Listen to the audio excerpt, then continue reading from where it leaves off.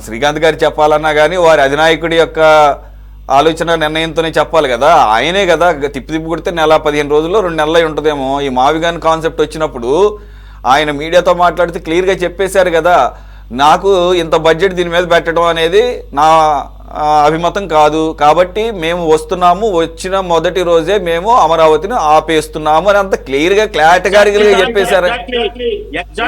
ఈ భయమే వెన్నాడుతోంది ఇవాళకి కూడా కాంట్రాక్టర్లకి. ఈ భయమే ఇవాళకి కూడా వైసీపీ వాళ్ళు బెదిరింపులే ఇవాళకి కూడా కాంట్రాక్టర్లని కళల్లో కూడా భయకంపితులు చేస్తుంది.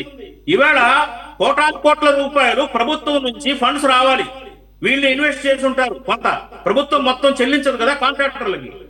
ఒక 50 కోట్లు ఒక ప్రభుత్వం వీళ్ళకి జేబులో నుంచి పెడితే ప్రభుత్వం తర్వాత పే చేస్తుంది. మరి ఇవాళ ఇన్వెస్ట్ చేసి రేపొద్దున కర్మగాలి మళ్ళీ వీళ్ళు వచ్చి ఆపేస్తే మా పరిస్థితి ఏంటి అనే భయాందోళనతో ఉన్నారు వాళ్ళ కాంట్రాక్టర్లు. స్టిల్ ఉన్నారు.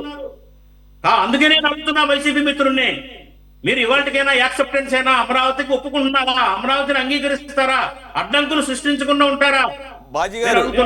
బాజీ గారు నేను అందు గురించే దీంట్లో ఈ కాంట్రాక్టర్లు ఎవరెవరైతే ఉన్నారో ఈ పెద్ద పెద్ద సంస్థలు ఈ ఇన్ని రకాల పనులు తీసుకున్నారు కదా, ఒక్కొక్కళ్ళు ఇంత పర్సంటేజ్ ఆఫ్ వర్క్స్ అని చెప్పేసి ఇవి టార్గెట్ ఎంత, ఫలానా టైంకి ఎంత పని చేశారు అనేది ఎప్పటికప్పుడు సిఆర్డీఏ డాష్బోర్డ్లో అప్డేట్ చేస్తున్నారు కదా. మరి ఇంత టార్గెట్కి వీళ్ళు రీచ్ అయిన దానికి ఇంత వ్యత్యాసం ఉండటానికి ఇప్పుడు మీరు చెప్పినటువంటి ఆ భయాలు లేదంటే ఆ రకమైన ఫినాన్షియల్ ఆస్పెక్ట్స్ కూడా ఏమైనా కారణమై ఉండే అవకాశం ఉందా? ఖచ్చితంగా ఉంటాయండి. ఫైనాన్షియల్ ఆస్పెక్ట్స్ ఉంటాయి. ఫండ్స్ రిలీజ్ చేయడం, ప్రాపర్ గా రిలీజ్ చేయకపోవడం వల్ల డిలే అవుతాయి. ఎందుకంటే వీళ్ళు దశల వారీగా ఒక ప్రాజెక్ట్ ఉందనుకోండి సార్, 1000 కోట్ల ప్రాజెక్ట్ అనుకోండి, దశల వారీగా ఫండ్స్ రిలీజ్ చేస్తారు. వర్క్ పొజిషన్స్ బట్టి, వర్క్ స్టేజ్ ని బట్టి ఫండ్స్ రిలీజ్ అవుతూ వెళ్తాయి. వీళ్ళు ఫండ్స్ సరిగ్గా రిలీజ్ చేయకపోయినా వర్క్ డిలే అయిపోతుంది. వీళ్ళు భయాల గురించి పక్కన పడేయండి. ముందు స్టేట్ గవర్నమెంట్ నుంచి ఫండ్స్ దశల వారీగా రిలీజ్ చేసే ఫండ్స్ ని ప్రాపర్ గా రిలీజ్ చేయకపోవడం కూడా డిలేకి కారణం. ఇంకొకటి ఏంటంటే ఈవేళ వీళ్ళు భయపెట్టినంత మాత్రాన ఆగవు కదా సార్, పనులు మధ్యలో ఆపేసి వెళ్ళిపోరు వాళ్ళు. అలాగే మధ్యలో ఆపేసిన తర్వాత మళ్ళీ ఇంకో కాంట్రాక్టర్ వచ్చి టేకప్ చేయడం కూడా కష్టమే. కాబట్టి వీళ్ళనే కొనసాగించాలి.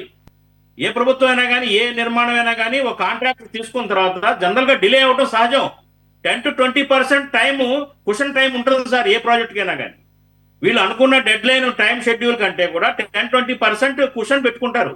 ఆ కుషన్ లో పూర్తి చేయాలి. అలాగే ఏంటంటే వీళ్ళు ఫండ్స్ కూడా ప్రాపర్ గా రిలీజ్ చేయాలి. కానీ నేను ఒకటే చెప్తున్నాను, వీళ్ళు జగన్మోహన్ రెడ్డి గారు ఇవాళకు కూడా ఆయన బెదిరిస్తా ఉన్నారు, మేము వస్తే 2వ రోజు ఆపేస్తామని. ఇది కరెక్ట్ కాదంటున్నాను. ఇది కరెక్ట్ కాదు. ఈ రాష్ట్ర ప్రజలు మిమ్మల్ని క్షమించరు. ఇలా స్టేట్మెంట్లు ఇచ్చి మీరు ప్రజల్లో రేపు ఓట్లు అడుక్కోవడానికి ఏ రకంగా వెళ్తారని అడుగుతున్నా. మీరు రాజధాని లేకుండా చేసి రాష్ట్రానికి అధోగతి పాలు చేసి మీరు ఓట్లు అడగడానికి ఏ రకంగా వెళ్ళగలుగుతారు? మీరు క్లియర్ కట్ గా మీరు స్టేట్మెంట్ అలా ఇచ్చేస్తే జగన్మోహన్ రెడ్డి గారు మీరు ఆపేస్తానంటే అది దేనికి సంకేతం? ఇవాళ ఫండింగ్ చేసే వరల్డ్ బ్యాంకులు కానివ్వండి, ఫైనాన్షియల్ ఇన్స్టిట్యూట్స్ కానివ్వండి, వాళ్ళు ఏం చేస్తారు చెప్పండి? ఏమవుతుంది? ఇప్పుడు దాకా మేము చేసిన ఫైనాన్సింగ్ వెనక్కి ఎలా వస్తుంది? $800 మిలియన్ ఇన్వెస్ట్మెంట్ తోటి జరుగుతున్న ఈ ప్రాజెక్టు మధ్యలో ఆపేస్తే ఫండ్స్ వెనక్కి ఎలా వస్తాయని భయపడతారు కదండి సహజంగా ఎవరైనా కానీ. సో ఏంటంటే వీళ్ళు జగన్మోహన్ రెడ్డి గారు ఈ రాష్ట్రానికి చాలా తీరని ద్రోహం చేస్తా ఉన్నారు. ఎందుకంటే రాష్ట్ర ఆర్థిక పరిస్థితి ముడిపడి ఉంది. ఇది నేను రేపు పొద్దున వీళ్ళు మళ్ళీ అధికారంలోకి వస్తారా రారా పక్కన పెట్టండి, కానీ ఒక మెచ్యూర్డ్ పొలిటీషియన్, ఒక మెచ్యూర్డ్ 5 ఏళ్ళు ముఖ్యమంత్రిగా ఉన్న రాజకీయ నాయకుల్లాగా మాట్లాడటంలా జగన్మోహన్ రెడ్డి గారు. వారు నోటికి ఏది వస్తే అది మాట్లాడతారు. ఏదైతే అభివృద్ధిని కానీ, ఆ రాజధాని నిర్మాణాన్ని కానీ అడ్డుకునే దిశలో ఆలోచనతో మాట్లాడుతున్నారు తప్పించి ప్రోగ్రెసివ్ వేలో, కన్స్ట్రక్టివ్ వేలో ఆయన ఆలోచన విధానం లేదు. ఇది రాష్ట్ర ప్రజలందరూ కూడా గమనిస్తా ఉన్నారు, భయపడతా ఉన్నారు, ఆందోళనతో ఉన్నారు. రాజధాని ఇప్పటికీ పూర్తవుతా లేదా? ఖచ్చితంగా 29 ఎలక్షన్ నాటికి పూర్తి కాదు. ఖచ్చితంగా పూర్తి కాదండి సురేష్ గారు. 2029 నాటికి 4-5 ప్రాజెక్టులు అవుతాయి. అసెంబ్లీ భవనం, సెక్రటరియట్ భవనం కూడా పూర్తిగా 29 నాటికి అవదు, డిలే అవుతుంది. అయినా కానీ మళ్ళీ వీళ్ళు వచ్చి మళ్ళీ ఆటంకం క్రియేట్ చేస్తారేమని రాష్ట్ర ప్రజలు భయకంపితులు అవుతున్నారు. మళ్ళీ మన రాష్ట్రానికి తలలేని మొండిగా మిగిలిపోతుందా? ఈ జగన్మోహన్ రెడ్డి పొరపాటున వచ్చితే ఇట్లా చేస్తాడా అని రాష్ట్ర ప్రజలు భయాందోళన గురవుతున్నారు. రైట్. కాబట్టి దయచేసి రాష్ట్ర ప్రజల తరఫున వేడుకుంటున్నా, మీరు మీ అధినాయకుడికి చెప్పండి, ఆయన కనువిప్పు చేయండి, మీకు కూడా మంచి పేరు వస్తుంది. రాజధాని నిర్మాణంలో సహకరిస్తే మీకు మంచి పేరు వస్తుంది అండి. మీరు విశాఖపట్నం నుంచి, కర్నూలు నుంచి మెల్లగా దాటి బందర్లో పడ్డారు, మచిలీపట్నానికి పడ్డారు మావిగన్ పేరుతో. కొంచెం ముందుకు రండి, అమరావతికి రండి, ఖచ్చితంగా మంచి పేరు వస్తుంది, ప్రజలు హర్షిస్తారు, మిమ్మల్ని ఓట్లేసి గెలిపిస్తారు మిమ్మల్ని. మీరు ఇట్లా చేస్తే మీరు కనీసం ముఖం కూడా చూపించలేరు జనానికి, ఆంధ్రప్రదేశ్ ప్రజలకి. That is my submission Suresh గారు.